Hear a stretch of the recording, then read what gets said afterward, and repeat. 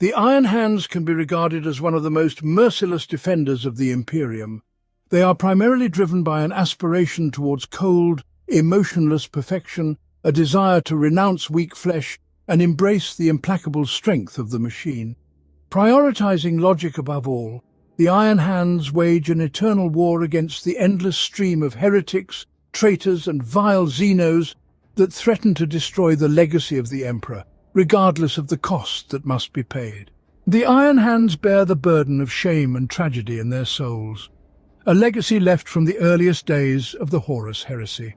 Their Primarch, Ferrus Manus, was the first among the Brotherhood of Demigods to fall in this terrible conflict, slain by his brother the traitor Fulgrim on the death fields of the planet Istvan V. Since witnessing the fateful tragedy of Manus's downfall, the Astartes of the Iron Hands decided not to suffer or indulge in nigh-mad introspection, embracing emotionless logic and mechanical precision instead of the soul-tormenting pain and despair. They despised flesh as a weak vessel, as the source of all emotions, which impedes a true warrior from carrying the light of imperial truth. Since then, they have buried their feelings deep beneath that impassive metal mask, and each new brother ritually purifies his mind and body in favor of the cold, reliable strength of the machine.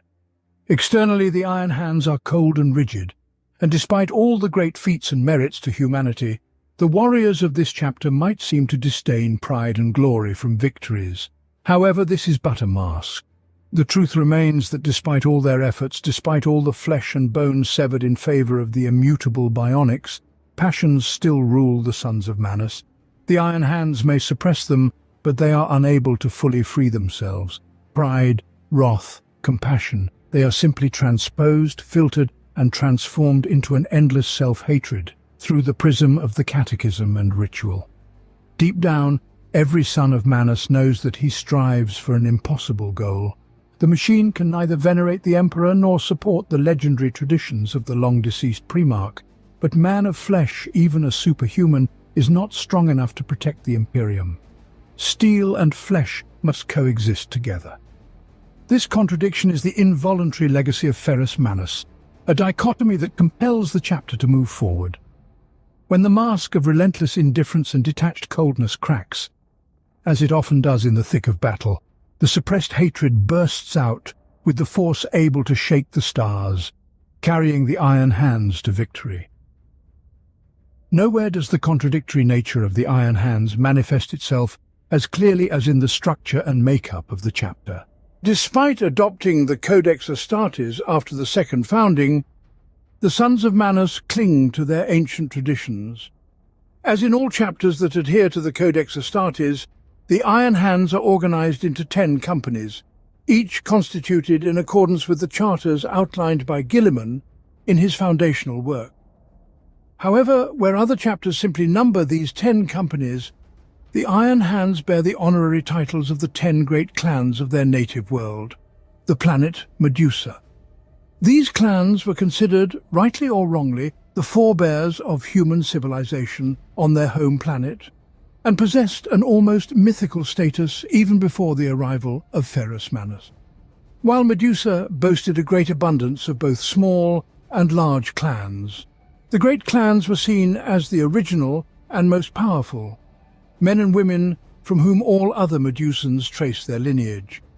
During the times of the Legion, Manus insisted that his companies be named after these clans, believing that the relation of clan names would remind his sons of their connection to the mortal humans they once were and restrain their alienation and detachment from their past. And now, as detachment and alienation have prevailed and become the central concept of the chapter, the Iron Hands cling to this tradition against all logic. Whatever leads the Iron Hands to preserve past traditions, there is no human weakness in their actions. Even within the Imperium, they are often forced to acknowledge the excessive cruelty and ruthlessness of the Iron Hands' deeds in achieving their goals. When war befalls a world within their reach, the reason for intervention is determined solely by the pragmatic benefit it can bring. The Iron Hands do not share the reckless bravado of the Space Wolves, the selfless heroism of the Ultramarines, or even the blind zeal of the Black Templars. If a world is deemed more important than the anticipated losses during its defense, the Iron Hands intervene without hesitation, and their campaign is conducted with inhuman precision and cold calculation. The stern warriors relentlessly advance through enemy fortifications, shattered by preemptive bombardment, dismissing pathetic attempts at resistance. Columns of battle tanks roar across corpse-strewn wastelands, and each punishing salvo from a bolter is a hymn in glory of the machine. Thus, countless worlds have known liberation, and countless enemies of humanity have been defeated. Sometimes this was hard to distinguish at a glance. It would be a mistake to consider the Iron Hands as saviors in the truest sense of the word. It is often said quite rightly that they fight not to protect the Imperium, but to destroy its enemies. The distinction is of the utmost importance for those whose lives hang by a thread. This, like many other hidden motives of the Iron Hands, is dictated by the death of Ferrus Manus, and the resentment towards the fate that did not allow for revenge during the times of the Horus heresy. Perhaps they simply see the Imperium as a machine besieged by pests and saboteurs, but its citizens as cogs in a vast and merciless mechanism. In the end, screws can be replaced once the threat to the machine is finally eliminated. Whatever the reason for the Iron Hands' ruthlessness, they were rarely prone to cultivating allies. Aside from their own successors, few Space Marines consider the Iron Hands brethren, and the chapter's tendency to simply ignore what they consider frivolous pleas for help has led many other chapters and Imperial organizations to be unwilling to deal with them unless absolutely necessary. The sole exception is the Adeptus Mechanicus. They are bound to the Iron Hands by mutual defense pacts, shared secrets of the Omnissiah, and a passion for the endless worship of the machine god. Such bonds are not easily broken, and they will remain strong as long as the Imperium exists. Medusa, a scorched and disembodied planet, as torn by dichotomy as the Iron Hands themselves. It is a world of endless change, except for those places where time instead seems almost frozen and unchanging. A grim planet, barely fit for life, it is several times larger than Terra. It is the fourth planet orbiting its large star, known on ancient Terran maps as Sthenelus. The world of Medusa is a harsh realm of eternal darkness, situated dangerously close to the Eye of Terror and the destructive path of the Great Rift. The sun hardly ever penetrates the dark and polluted sky, as it hangs densely over the land of frozen mountain peaks, volcanic ridges, and bubbling geysers. It is a landscape with constantly shifting tectonic plates, raising new mountains from the polluted seas, only to throw them back into the black depth. Outsiders claim that Medusa has become even more unpredictable and unstable since the formation of the Great Rift. And even the Iron Hands themselves can do little to change in this inhospitable and somber world. Medusa has always been a realm of death, and will remain so. Karaashi, a great ice peak where the capsule of Manus first struck the world, towers above the lesser mountains which arise and disappear with every convulsion of Medusa's tortured crust. A huge gaping hole at its summit spews ash and steam into the atmosphere. It is said to be a wound caused by the arrival of Manus. Just as in the distant past, the angry faces of the 10 clan lords are still carved into the storm-ravaged mountains of Felgarthi, close to Medusa's equator. In this case, however, it is not mere coincidence but a complex effort to preserve history. Since these ancient warriors are protected from the tectonics of the atmosphere by huge stasis field generators built in the dark age of technology, it is under the merciless gaze of these monolithic statues that the Iron Hands test their potential recruits during the annual eclipse known as the Iron Moon. Recruits of the Iron Hands are most often drawn from the natives of Medusa, a resilient race that thrives despite the hostile environment. They are in constant struggle against the elements and each other, as every clan competes for the scarce and closely guarded resources.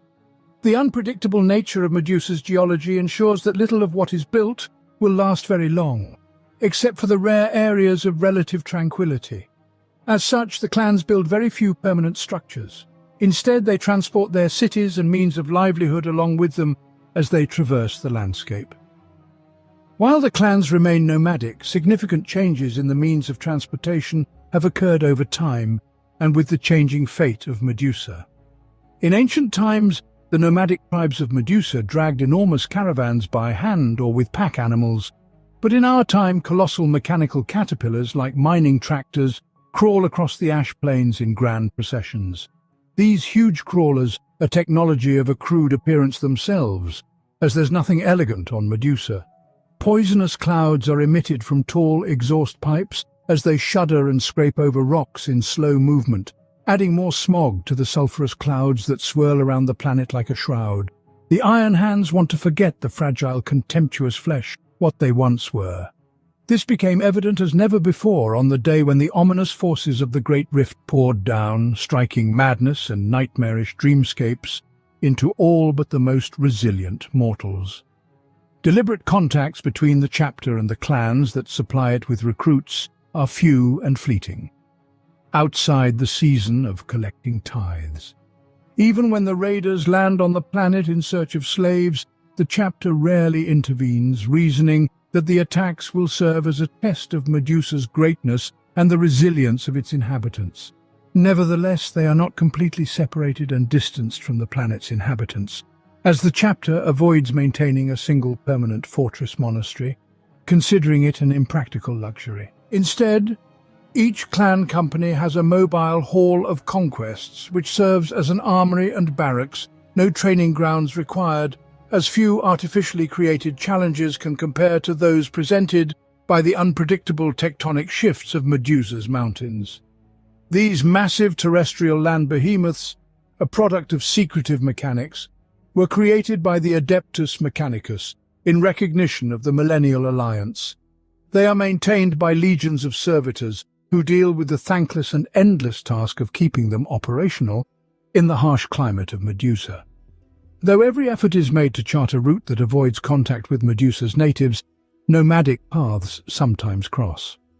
Perhaps once in a generation, but mortals stumble upon demigods. The natives react to the appearance and disappearance of the Hall of Conquest in a variety of ways, from admiration and respect when caravans of crawlers stop in front of it, to a clan chief's frantic attack on the Hall of Conquest, which often ends tragically. There's no sense in such actions, but the glory of such a chieftain will resound for a long time. Such follies are swiftly countered by automated defences, but in rare instances the defiance of an assailant impresses the Astartes, enough for him to be captured and sealed in stasis, awaiting the next tithe collection. For the most part, the Iron Hands care little for conflicts between tribes. Intervention is only considered when sacred sites of the chapter are under threat, or if it appears likely that one tribe, left unchecked, could annihilate another. Such intervention always occurs rapidly, courtesy of the brute force of a clenched metallic fist. Beyond the halls of conquest, the Iron Hands maintain a small number of structures on the surface of Medusa, preferring instead orbital firepoints, defensive stations, and ships of the chapter's fleet. Among the existing constructions on the planet, one storage facility known as the Eye of Medusa is of interest, where the Iron Council decides the fate of the chapter. There are also extensive fortified technical vaults of the Gorgon's Forge. This is a legacy of the times of Ferrus Manus, preserved in memory of the fallen Primarch. Yet, rumours persist of structures even more ancient, buried deep in the legendary Spukari, in the Land of Shadows, where Manus defeated Aseroth, the Great Silver Worm. The oldest archives insist that Manus personally shattered the surrounding mountains. Whether he did so out of fear or to prevent others from discovering what lay within will forever remain a secret of history. However, Manus was not the last of his kind to tread the Land of Shadows. If a battle brother failed to fulfill his sacred duties and lived through the consequences of his failings, his only hope to regain the trust of his comrades was a pilgrimage. It involves venturing into the Land of Shadows and finding a silver scale that fell from the skin of Aseroth during that ancient titanic battle. A handful of Iron Hands undertake this enterprise every decade. Over 10 millenniums, only a dozen have returned triumphantly. None have uttered a single word about what they endured and confronted. Of all the wonders of Medusa's dark age, the greatest lies not on the surface, but encircles the planet with a belt of the decline of technologies. According to fragmented records, Telstarex was built for gathering Medusa's mineral riches and transporting them into space. But even in this case, little speaks to whether this was its original purpose or merely a task to which it was adapted and modified when its systems began to fail. The only certainty is that if Telstarex was ever a magnificent spectacle, those days have long since passed. Even in the times of Manus, Telstarex was an abandoned ruin. The last of its systems had shut down long before this day, and fragments of millennium-old technology have been meticulously and jealously studied by the Iron Hands and the Adeptus Mechanicus for millennia. It appears that Telstarex is nothing more than scrap metal, valuable only as an omen of fate that could one day await the iron ring of Mars, and an explanation of how humans came to live in such a grim and relentless world. The clans, descendants of its workers who could not be evacuated from the planet. And yet, when attuned to the wordless thoughts of the spirits of machines, people entering the decaying island feel something. Perhaps the truth will one day be known. Until then, the Tech Marines and Adepts of Mars continue their research. The Iron Hands, in general, adhere to organizational decrees, the Codex Astartes of Robut Guilliman, acknowledging it as a solid foundation upon which the future of the Space Marines can be built. However, the Iron Council is far from slavishly applying the Codex. With true Medusan practicality, they preserve those elements they deem functional and adapt those that do not fit their historical structure. In accordance with the Codex Astartes, the Iron Hands are divided into 10 companies, each with the strength of 100 brothers. However, where other chapters recruit neophytes into each company of the Iron Hands recruits exclusively from one of the Medusa clans, although all recruits will learn their craft in the 10th company before joining their company. Another difference between the Iron Hands and other chapters that follow the Codex Astartes is the absence of a centralized arsenal. From the beginning, the Iron Hands considered their battle tanks and transports as much a part of the clan companies as the warriors themselves. The combat machines used by the clan companies were gifted to their ancestors by Ferrus Manus himself, and in many cases were forged in the forge under his supervision. For example, the Kargul company might use a Predator, but for the Borgos company it would be an insult to traditions. Each clan company has its customs and aforementioned traditions. For example, the Sorgol clan company is tasked with defending those worlds that provide vital resources for the military developments of the Iron Hands. While warriors of other chapters often move from one company to another, this happens very rarely in the Iron Hands clans, as the clan of the Battle Brother is the cornerstone of his identity. However, allegiance to the chapter is paramount, and if the needs of the chapter require that a Battle Brother forgets this identity for the greater good, such as taking an officer's rank in another clan company, then he does so without question or hesitation. Besides, another significant point of divergence lies in the chapter of command. Long weary of the folly of following a single figure, the Iron Hands are not governed by one chapter master, as is the case elsewhere, but by the unanimous consent of the commanding officers of the companies.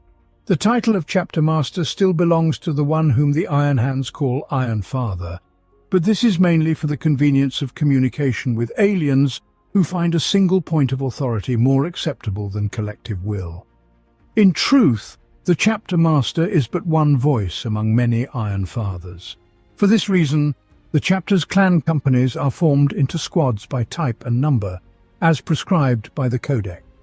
Following the return of Guilliman, the Iron Council presented endless technical amendments to the decrees of the Codex. The Council is content to continue operating as always and laments the short-sightedness of commanders raging elsewhere. The end of the heresy found the Iron Hands in disarray, while many imperial factions thirsted for blood and rushed to pour their fury upon the traitors. The Iron Hands gathered their forces on Medusa and convened the Iron Council in a conclave known forever as the Tempering. It was this assembly that determined humanity itself, with all its tumultuous, scornful emotions, was guilty in the heresy and must be purified of flaws, so history does not repeat itself. Thus, the Iron Hands defined their guiding mission. They would seek reparation for the evils inflicted upon them, but with measured severity. In every thought and deed, they sought out weakness and destroyed it, replacing it with mechanical coldness. Thus began the bloody campaign, continuing to this day, in which the Iron Hands and those of their followers, shaped and imbued with their teachings, participated. The first company of the Iron Hands, Clan Averni, the Forgeborn. The warriors of this clan are exemplars of the teachings and discipline of the Iron Hands. Despite this, shame dimly burns in all Averni hearts. Their predecessors failed to protect Ferrus Manus during the massacre of Istvan V, and that guilt echoes through the millennia. In most chapters, the first company consists of those who have achieved the status of a veteran after decades of valiant service. The Iron Hands respect the perseverance and wisdom that comes with experience, no less than their distant battle brothers. However, they consider the simple passage of time and the unpredictable tides of war too indiscriminate a forge for personnel. Only the unyielding perfection of the machine will serve as an effective cultivator of heroes. Thus, it is fair to say that the Iron Hands do not so much form their veterans as they build them. Such is the harsh regime of bionic replacement in Averni. It is not uncommon for the warriors of clan companies to be deprived of entire limbs and internal organs. Implanted cogitators provide access to the chapter's data vaults on lost and won battles, compensating for inexperience with cold hard facts and unwavering logic. All Iron Hands widely use simulation chambers to test various outcomes of the battle before a shot is fired. But the Averni maintain data simulations of many possible event outcomes, even during combat, applying preconceived solutions as they arise. Such radical procedures lead to a terrifying rate of attrition, but surviving this ordeal is considered a test of the chosen. Each implant of the clan's battle brothers is a precious relic carried by countless champions. Unburdened by mortal weaknesses, the devotee approaches perfection. Resilience and the inheritance of knowledge are tempered in battle. Fortunately, experience multiplies in geometric progression its mechanical component. And if the Averni seem colder and more detached, even compared to other Iron Hands, they see it only as a blessing. For was not reckless emotion the cause of the Primarch's demise? It is said that the only emotions Averni experience are inherited guilt for the death of Manius, and righteous anger when they see those who threaten the Imperium. For this reason, the warriors of the company can be found at the forefront of any campaign, erasing the failures of the past in the enemy's blood. Death is the only reward for such great service. But every Avernian meets the end without fear, knowing another will carry his legacy in forthcoming battles, and triumph will be inevitable. Although Captain Canok Var is known to have led the Averni even before the Great Rift, no one knows exactly how long his service has lasted. Such oversights are not unusual. Indeed, how can one determine the age of a warrior whose bionic body represents an alloy of those who lived before him? His augmenic arms and hearts are relics dating back to the Horus Heresy, while his left leg was reclaimed from the legendary Iron Father Carax Garman after his death at the Siege of Tessa. If the scant flesh is disregarded, then only Var's left eye can truly be called his own. Forged in his honor as a recognition of his role in the destruction of Varicon, outwardly Var remains a stoic example of the Iron Hand's pursuit of logic above all, but beneath the mask of flesh he knows only rage, a shameful and self-sustained rage that diminishes the machine's perfection. The second company, Clan Garsak, the Tempered Wardens. Even among brothers who shun personal glory, the warriors of this clan are silent and dutiful. They set high standards that all others must follow. It is no surprise that they are entrusted with the chapter's most dangerous mission, always emerging bloodied but unbowed. In the bitter days following the Horus Heresy, the Garsak clan took the initiative to save the Iron Hands from near total annihilation. While the Imperium was reeling and some voices in the Legion called for retribution for the harm caused, Iron Father Arnok Kran clung to dispassionate logic. Through sharp debates, overcoming the hostility of his clan brothers, he ensured logic prevailed elsewhere. Under his patronage, the council known as the Tempering began. Kran refrained from participating in the debates. When asked, He explained his goal was to make the discussion possible, not to influence its outcome. No one can even be certain he agreed with the tempering's result, because he fell at the hands of a mysterious assassin at the conclave's end. If the assassin intended for Kran's death to awaken the self-destructive fury within the Iron Hands, he must have been bitterly disappointed. The betrayal only reminded Kran's comrades among the Iron Fathers of his resolve, that reason, not emotion, should guide the Legion's future. The identity of the assassin was never revealed, and scholars wondered how such a being could penetrate Medusa, as the planet's formidable defense in the days following the heresy was second only to Terra's.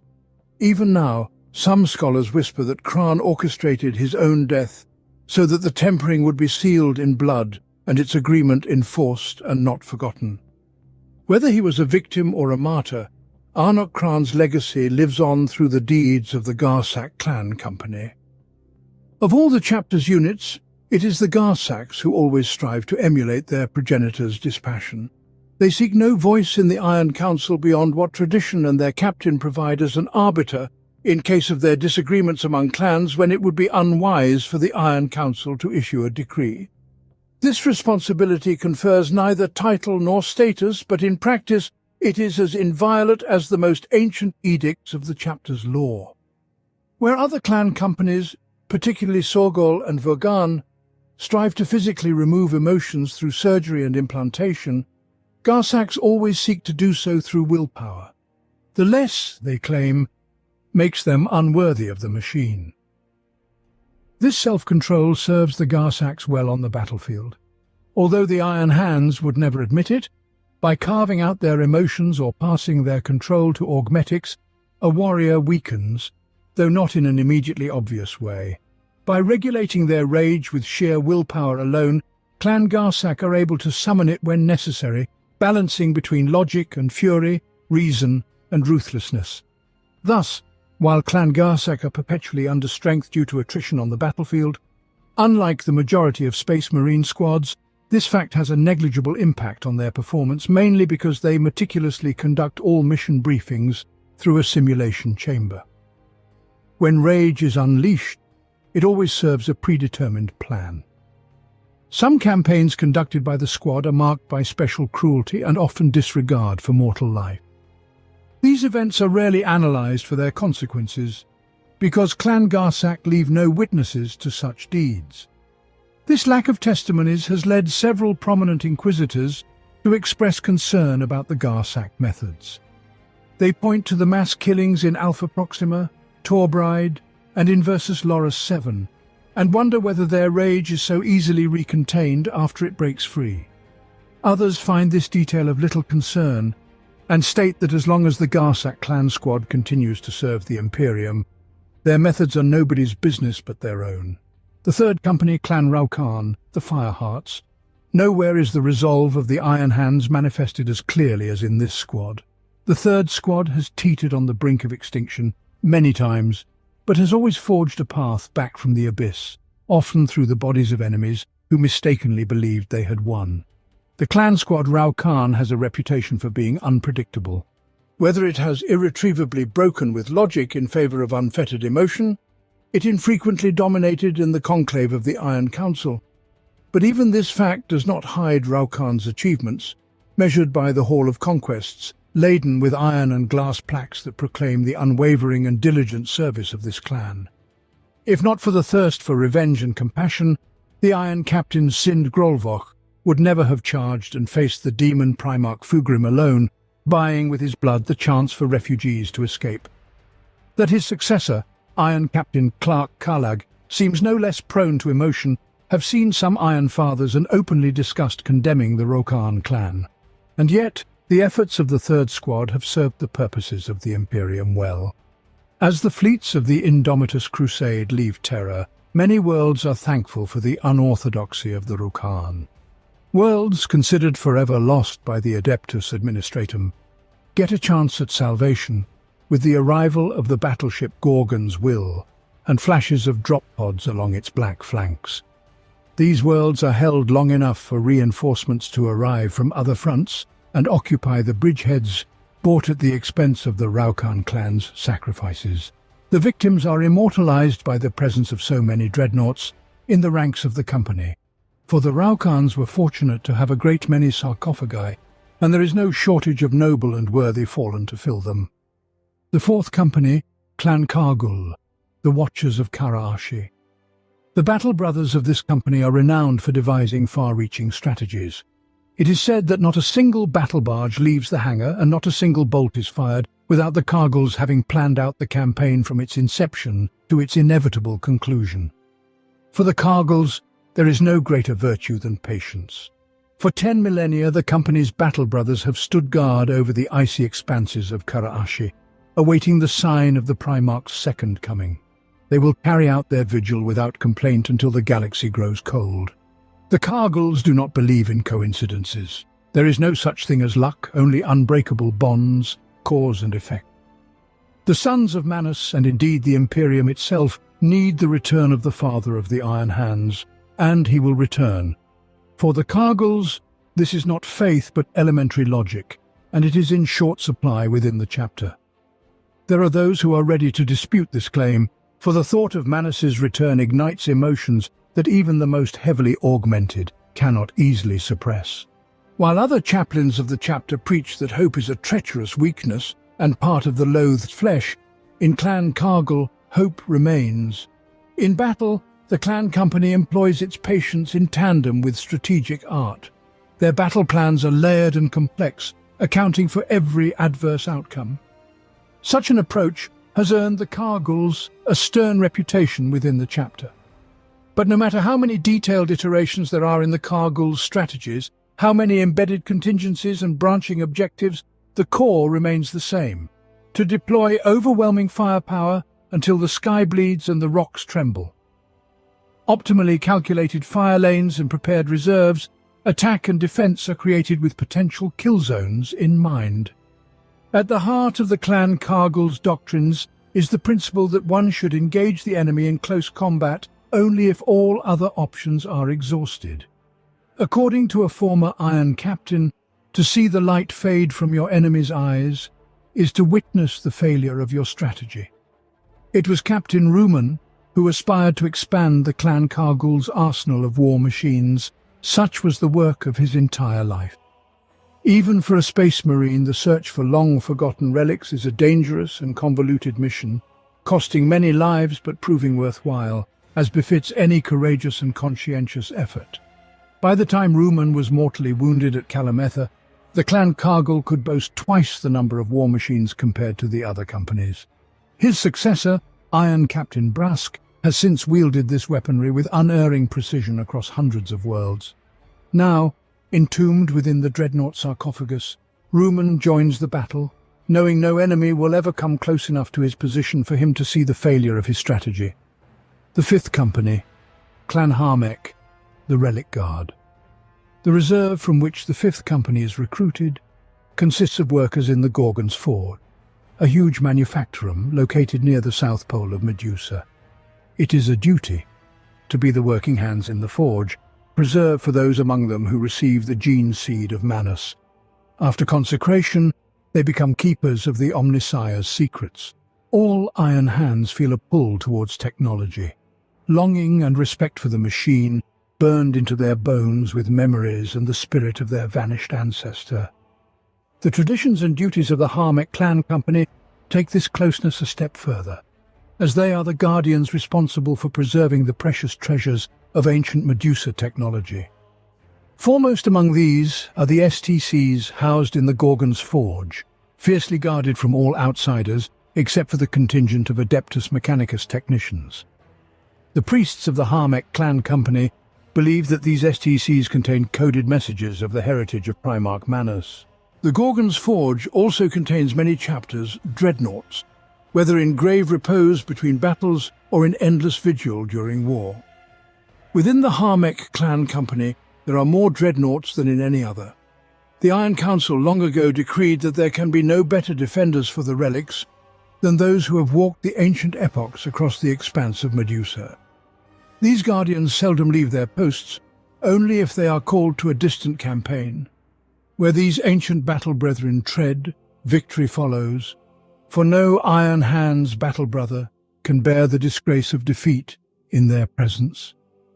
By their nature and duty, the Harmech clan company is methodical in thought and monolithic in action. Individuality here is viewed with more disdain than anywhere else within the realms of Medusa. Not for the Harmechs, the emotional reactions of the Raukan clan company, heroism is regarded as a weakness of the flesh, a failure that places one in a compromised position to the world. They always seek to move as one, a doctrine that is both their greatest strength and weakness, for despite their efforts, the Harmechs are also prone to wrath as any other clan.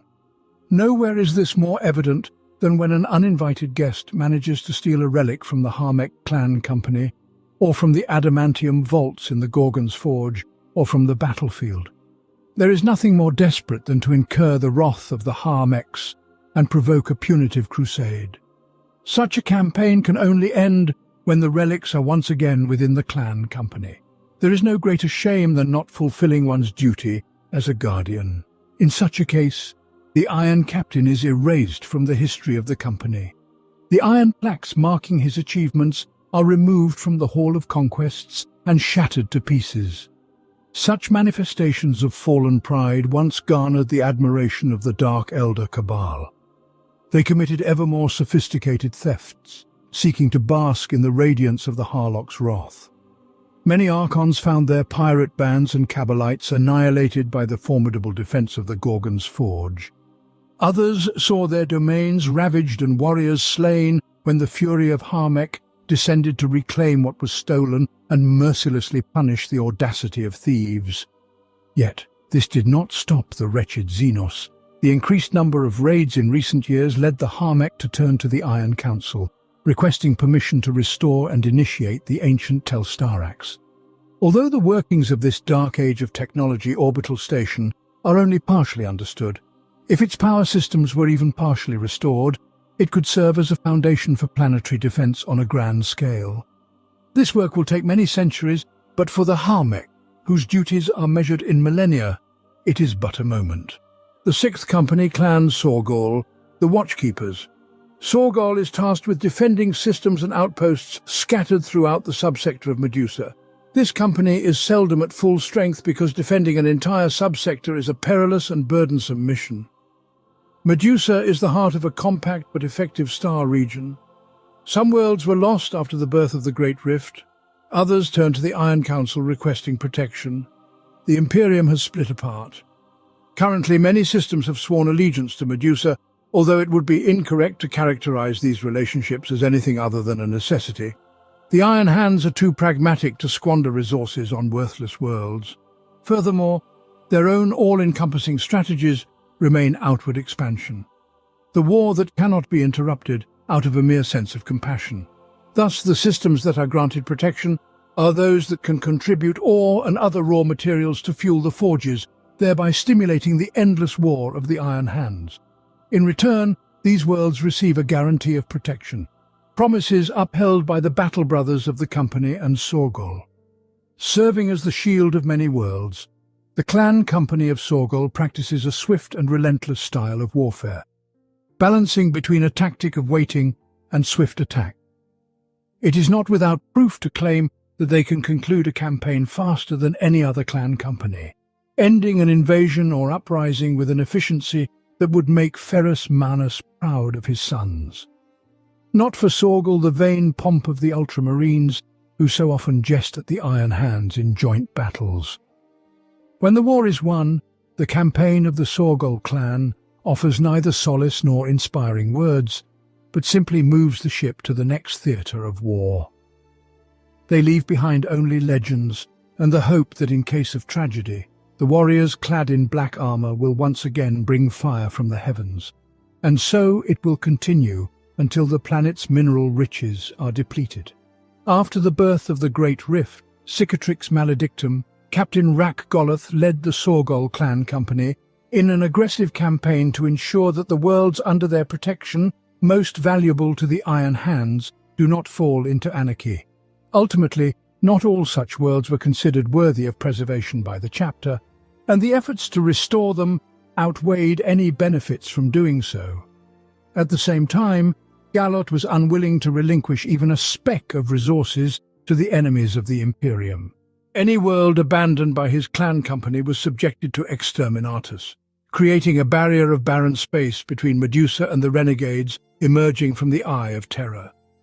Deprived of military technology repairs and slave reinforcements, the Chaos attack stalled, giving Rak-Goloth an opportunity to bring stability to the valuable manufactories of Kholan, more than compensating for the losses in the Scorched Worlds. While the Iron Council acclaims Goloth's decisiveness during the campaign, he himself was slain during the liberation of Odissar when his gunship was shot down by traitor anti-aircraft fire. Goloth's last order was that Lieutenant Caldabane Vor take command and waste no resource recovering his body. The 7th Company, Clan Borgos, the will of the Omnicia. The Iron Hands always efficiently utilized their closer bond with the Adeptus Mechanicus compared to other chapters. Nowhere is this more clearly manifested than in the Borgos clan company. Unlike their counterparts from the Sorgol clan, the 2nd Reserve Company of the Iron Hands, who often fight as a single strike force, the Borgos rarely fights together. The Iron Council insists that this is simply a consequence of the Codex Astartes, which stipulated that the task of reserve companies is to support the combat companies of the chapter. This is the most selective truth. The Codex Astartes indeed encourages such deployment, but the Iron Council has always interpreted Guilliman's work very selectively, following some prescriptions just to satisfy the Administratum. In reality, their attitude towards Borgos was tinged with distrust since the time of the Moirai Schism. A distinctive feature of this company is that even the smallest squad going into battle is led by a chaplain. Moreover, a large part of the 7th Company are Primaris, who are more numerous in this company than in others. The Iron Council's reflections point out that the additional technology used for the development of Primaris Space Marines may nullify the weaknesses of the Borgos clan. The Iron Hands view the clan company as a malfunctioning machine, requiring repair. It would be wasteful to consign it to oblivion while the mechanism is still able to function. The cleansing of Chaplain Varth is but simple technical maintenance. His oversight, a diligent engineer's gaze, and the new recruits, the ointment that allows rusty gears to screech anew. Despite this, or perhaps because of it, the battle brothers of the clan approach their duty like no other.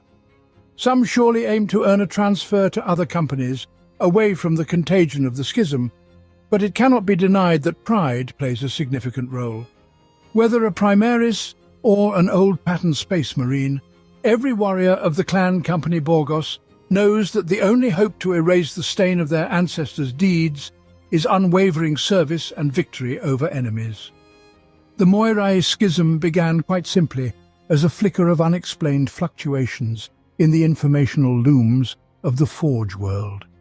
A picosecond more or less, and it would have entirely escaped notice, but these oscillations were observed by the triad of tech mystics who saw the word omnicia in its geometric patterns. From this brief surge they extrapolated a prediction of apocalyptic significance, the fate of humanity, written in bold and large font. By the time their heresy came to the attention of the Inquisition, their findings had spread through the encrypted archives of Moirai like a machine plague, calling the scattered to gather their belief in Adeptus Mechanicus, to overthrow the yoke of Mars in favor of a new and glorious imperial cult, founded by merging with the ecclesiarchy, sounded as a plan. The heretical word spread not only through the Adeptus Mechanicus, but also through those organs of the Imperium that were most closely connected to it, the Titan legions, night houses, and the chapter of the Iron Hands. The doctrines of Moirai were soon adopted by a significant portion not only of the Iron Hands, but also by many of their successors. Accustomed to the perfection of logic and the superiority of the machine, they were easy prey for the postulates of Moirai. While the clan company Raukan rejected these promises of unattainable dreams, up to the last battle brother, such dedication to ideals could not be boasted by the rest in the chapter. The Borgostians almost completely converted to the faith of Moirai, a fact undoubtedly not unrelated to the high level of augmetic implantation practiced by this clan company. The remaining companies, especially Averni, Harmech and Vergun, experienced an internal undermining from a handful of battle brothers to nearly half their combat power. Soon Medusa was already hurtling towards a civil war. Truth be told, that circumstances went so far was the fault of the Iron Council, even as allied worlds were torn apart by faith in the ideals of Moirai. Even when some successor chapters collapsed into the abyss of civil war, the Iron Council remained shackled by its inaction. Logic could do little there, where primarily a matter of faith was important. Worse, even the Iron Fathers of the Council were not immune to temptation. In the near future, the Iron Council convened in the Gorgon's Forge and chastised the stately folly of their brethren in endless bickering and dispute. Things reached a climax when the faction of the Moirai cult within the chapter sought to seize control not only over the Dorvok clan company, but also the genetic vaults of the chapter. Unable to convert their battle brothers to the faith of Moirai, they intended to impose allegiance on a genetic level, thereby ensuring that all recruits would see the light of Moirai as it was in their eyes. This folly was thwarted only by the intervention of the clan Raukan, which evacuated both Dorvok clan companies and the gene vaults into their Hall of Conquests, and swore to ensure a swift death to anyone who would encroach upon them. Both warring groups within the chapter were equally shocked by the actions of the Raukan clan company, provoking a three-sided confrontation that seemed certain to hasten the clash's escalation into open war. Fortunately, the audacity of Raukan led to the fractured Iron Council returning to a common goal, to the survival of the chapter. The unblinking eye of the Inquisition couldn't help but notice a full-scale civil war on Medusa. If the chapter wants to survive under its scrutinizing gaze, a solution had to be found. Seeing no other way out, the Iron Council reconvened with the Decree Ecrutis. They imposed a solution soaked in their famous pragmatism. Those who embraced the Moirai faith were expelled. To them joined battle brothers similarly banished from the Iron Hand's successors. Thus was born the Brotherhood, later known as the Sons of Medusa, which still clings to the surviving tenets of their schismatic beliefs, albeit in an adorned form. As for the faith symbol itself, the Moirai Forge world did not survive the fall of the New Terror. The Iron Hands and some of their successors played no small part in its fate. Extermination awaits those who seek heretical paths. Only those deemed to become the Sons of Medusa were spared from their wrath, for the sworn agreement did not guarantee a conflict between the Iron Hands and their wayward successor. Nothing remained of Moirai. It is said that a single copy of the Moirai Creed remains, held deep in the vaults of the Ordo Hereticus. Shocking, these inquisitors discovered that the creed predicted the destruction of Cardia in the 13th Black Crusade, as well as the formation of the Great Rift. The 8th Company, Clan Morlag, the Fist of Manus.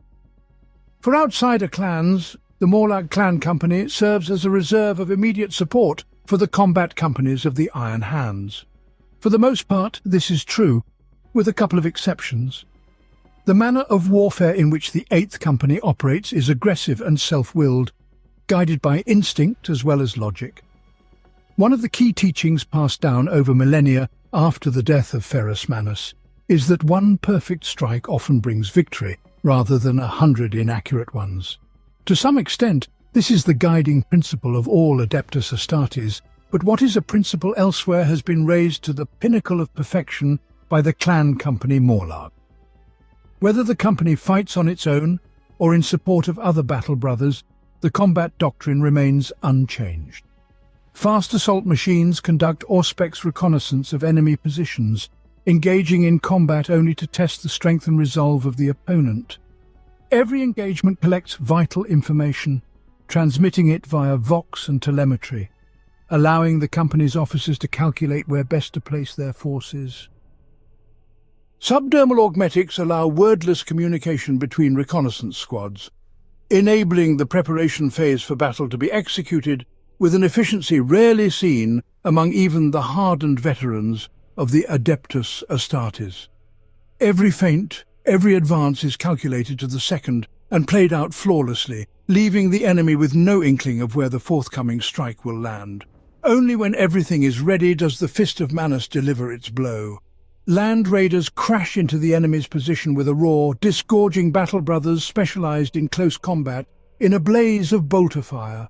Assault squads attack from the rear, demoralizing and suppressing stunned pockets of resistance.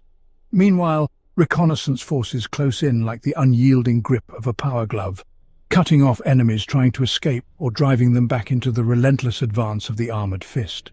Soon it is all over, the enemy destroyed, and the bikers roar off to scout the next target, all without a battle cry given by voice or in chapter pronounced. True victory for the clan is a victory devoid of pride, achieved through cold calculation. And yet, walking through the grim corridors of Morlag's Hall of Conquests, it is hard to suppress a feeling of pride and admiration. Here among the glass and statues of long-gone heroes hang countless trophies from battlefields, banners torn from defeated Drukhari cabals and traitor squads. Glyphs of green-skinned warlords and dynasties of Necrons return to the silence of death. Technologies sealed in stasis, carefully hidden from the tech marines of the chapter, lest Mars should wish to lay claim to them. And weapons, so much weaponry that it could thrice fill the arsenals of Medusa. The Morlags tell themselves that these artifacts were claimed for study, for refinement, understanding the enemies of humanity. In this, they deceive themselves, silent and restrained. The battle brothers of Clan Morlag may only be on the battlefield, but pride blooms in the chambers of each augmetic heart as they tread these halls. The Iron Council, of course, is aware of this eccentricity. Thus far they have turned a blind eye to it, as the Morlags' ruthless efficiency in battle is undeniable, and their informational manner of warfare admirable. But this cannot last forever. In the end, ego is always a palpable weakness of the flesh. The Ninth Company, Clan Vorgan, the brothers of Iburani. The squads of this clan company fight in scattered strike groups as often as they coalesce into a singular force. The Vorgans have earned themselves a reputation as specialists in high-precision fire, a fact that has been proven time and again across numerous campaigns. However, as with all achievements, there is a price to pay. The Vorgan clan is considered the most volatile among the Medusans, martial and wrathful. Such a fire is not easily tamed, and the Iron Council long ago adjudicated that military discipline alone could not sway the Vorgans to the dispassion so valued by the sons of Manus.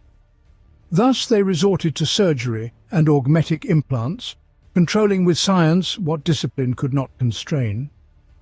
This, as the Iron Fathers assert, is the true legacy of Manus, overcoming mortal imperfection through the machine. The cold calculation and stone calm of the Ninth Company fitted well with the duties of the fire support squads, making up the might of the clan. Where rage has a place in battle, it can only be a hindrance to devastators, suppressors and the like, for it is a poor companion to the unwavering vigilance and precise shooting they are meant to practice.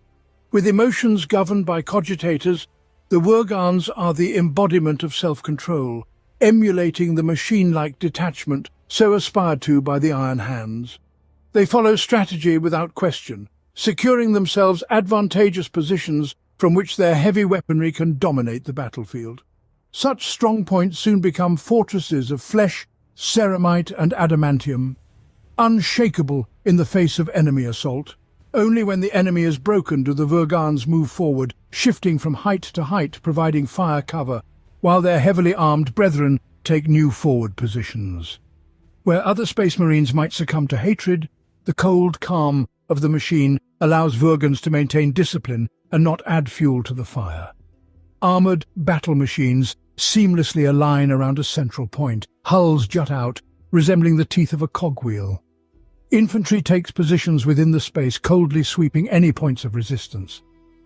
However, the practices of the Vorgans are not without consequence. Should their warriors be called to change their clan company, the implants are removed, but their legacy is not so easily cast aside. Even without the presence of augmetics, former Vorgans often remain detached and dispassionate, as though parts of them are lost forever. Some exhibit a slight lethargy, as if each decision is accompanied by a pause, while they wait for the absent augmetics to dictate the answer. Such warriors are outwardly admired by their battle brothers, for they have known the true balance unencumbered by emotions.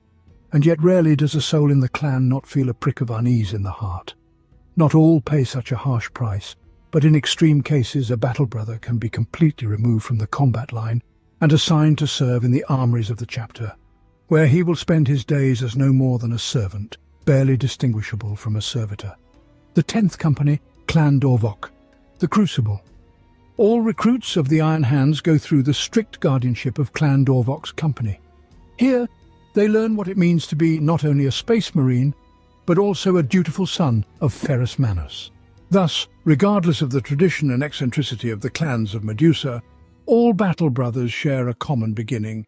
Clan Dorvok holds power over the Orleans Proving Grounds, where all recruits must undergo an exhausting regimen of physical training and psycho-indoctrination. The newly implanted Primarch's gene seed in a ritual known as the attainment of the Soul Steel changes the neophytes. They purge themselves of fear, pain and anger, suppressing mortal weakness with mantras of cold logic. After they have internalized the lessons of Ferrus Manus, the initiates are entrusted with particularly dangerous missions.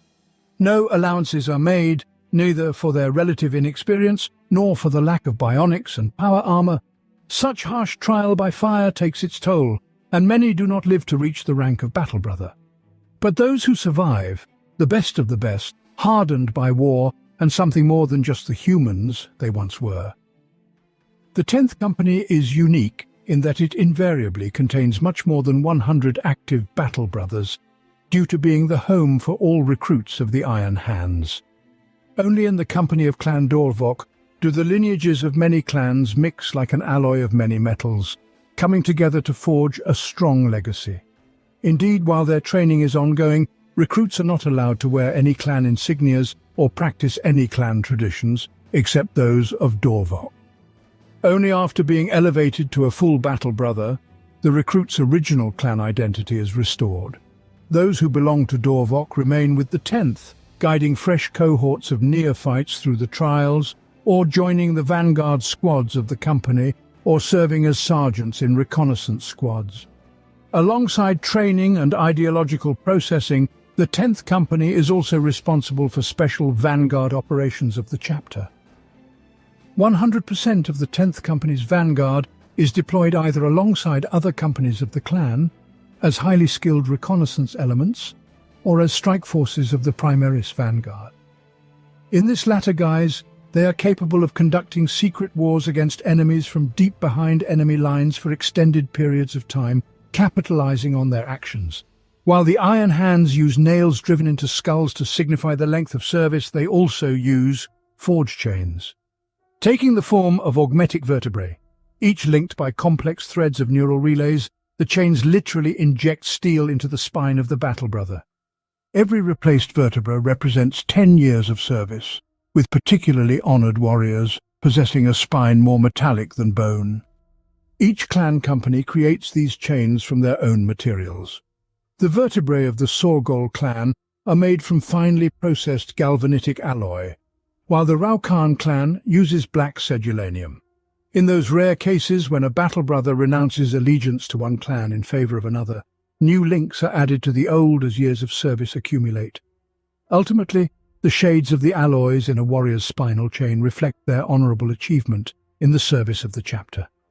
It is a testament to the recognition of a battle brother who places the needs of the chapter above clan loyalty.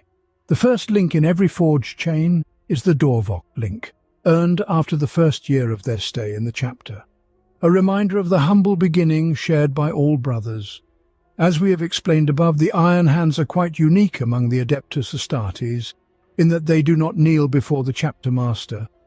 They are governed by an assembly known as the Iron Council, a machine in which the chapter master is just one, albeit influential, cog. Like many traditions of the chapter, the authority of the Iron Council traces back to Ferrus Manus. After the conclusion of the Horus heresy at a conclave known as the Tempering, there was serious concern that Ferrus Manus had nearly destroyed his own legion in a moment of emotional error.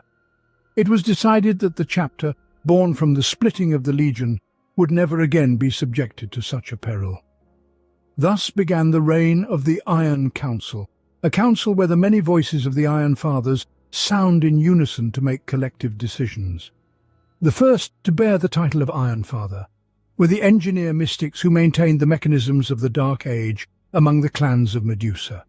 These original Iron Fathers possessed significant influence, thanks to their vital contribution to life on Medusa, and held high positions in the hierarchy of each clan. When Ferrus Manus forcibly brought his legion into the world they would call home, the title of Iron Father was adopted by those battle brothers whose duty was to care for the legion's weapons, vehicles, and armament.